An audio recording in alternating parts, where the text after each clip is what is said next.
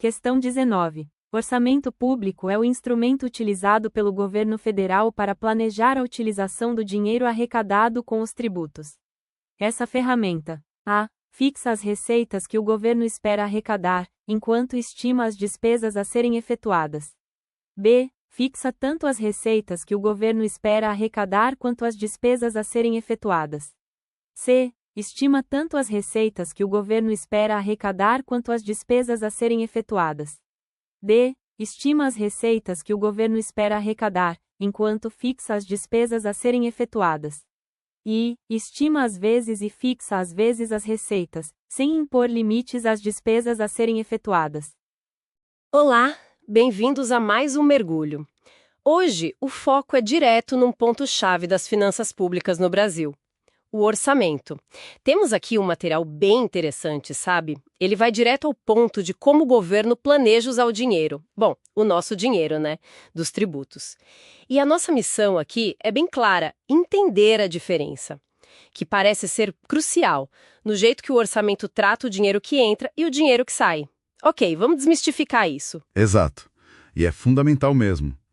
O material que a gente analisou, ele define o orçamento público assim, como um instrumento legal. Até menciona ali o artigo 165 da Constituição, que dá as bases, né? E o que ele faz, essencialmente? Ele contém a previsão das receitas e a fixação das despesas. Isso para um período específico, o tal do exercício financeiro, que geralmente é o ano civil mesmo, de janeiro a dezembro. Certo, então peraí. De um lado a gente tem uma previsão, uma estimativa do que vai entrar. E do outro, uma fixação do que pode sair. E aí que mora a pergunta central, né? Por que essa diferença? Assim, o dinheiro que o governo acha que vai receber, o que ele de fato planeja gastar, são tratados iguais pela lei orçamentária? Ou essa diferença entre prever e fixar é o pulo do gato aqui? É totalmente o pulo do gato. O fascinante aqui é, se a gente começa pelas receitas, o documento é bem claro nisso. Elas são previstas, ou, estimadas. E por quê? Bom, é porque é impossível, assim, garantir com 100% de certeza quanto vai entrar de grana. A arrecadação depende de um monte de coisa, né? Variáveis que a gente não controla. O ritmo da economia, emprego, consumo, até eventos inesperados, sabe? O que se faz é uma projeção, tecnicamente embasada a melhor possível, mas ainda assim é uma estimativa. Não dá para ser mais que isso. Entendi. Para a receita, então, é tipo uma aposta calculada no futuro, uma projeção informada. Ok, mas e do outro lado? As despesas. Aqui é onde fica bem interessante, como o material descreve o tratamento delas. Pois é, aí a lógica vira de ponta cabeça. O texto explica que as despesas, diferente das receitas, elas não são estimadas, elas são fixadas. E a razão para isso? Controle, autorização prévia, é isso. Se conectarmos isso ao quadro geral, pensa assim: o Poder Legislativo, quando aprova o orçamento, ele está falando para o Executivo: olha, você pode gastar até esse valor aqui em cada coisa. Não é um cheque em branco de jeito nenhum. A fixação estabelece um teto, um limite máximo mesmo para cada item do orçamento. É como se fosse um limite pré-aprovado para cada conta do governo. Entendo a lógica do controle, sim. Faz sentido o legislativo querer botar um freio, impor limites. Mas essa fixação, ela não pode ser rígida demais. Não acaba engessando um pouco a gestão? Quer dizer, se pintar uma emergência, uma coisa não prevista, como é que faz? Se o gasto está tão amarradinho nesses limites fixos. O material fala dessa tensão. É uma tensão que existe sim. É inerente ao modelo. Mas o material foca mais num princípio por trás disso, sabe? A fixação, por definição, ela busca justamente impor disciplina, previsibilidade, mesmo que isso custe um pouco da flexibilidade ali na hora. O que o texto sugere implicitamente é que para gastar acima do que foi fixado, a regra é precisar de nova autorização do legislativo, geralmente por meio dos créditos adicionais.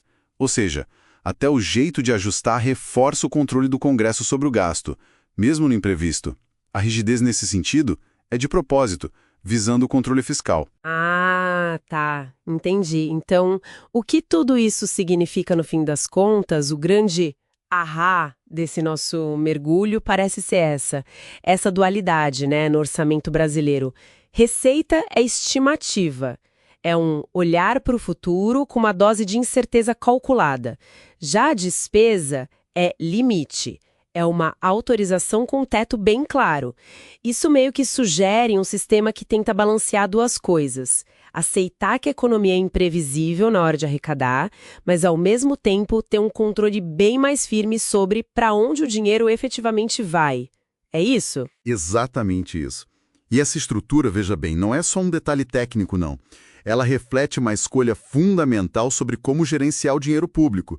Isso levanta uma questão importante, que é justamente esse equilíbrio delicado, né, entre a realidade econômica, que vive mudando, e a necessidade de planejar e ter disciplina nos gastos. Quando o Estado estima a receita, ele está reconhecendo, olha, eu não controlo a economia. Mas quando ele fixa a despesa, ele está exercendo o controle que ele pode e deve, na lógica democrática, sobre as próprias ações. Garante não só a disciplina fiscal, mas também que o gasto público siga aquilo que foi democraticamente debatido e autorizado pelo Legislativo. Essa busca por equilíbrio, flexibilidade na entrada, rigidez na saída, é muito central mesmo. E nos deixa com uma provocação final, acho, que sai direto dessa nossa conversa aqui. Se o nosso orçamento funciona nessa base de estimativa versus fixação, como será que ele se comporta na prática quando vem um choque econômico forte e inesperado? Pensa numa crise que derruba a arrecadação lá para baixo do estimado, ou o contrário, um boom que joga ela lá para cima. Como que um sistema com despesa fixa e receita variável absorve esses trancos e se ajusta de verdade, sabe? Além dos mecanismos formais que você mencionou. Fica aí a reflexão. E com ela, a gente conclui nosso mergulho de hoje.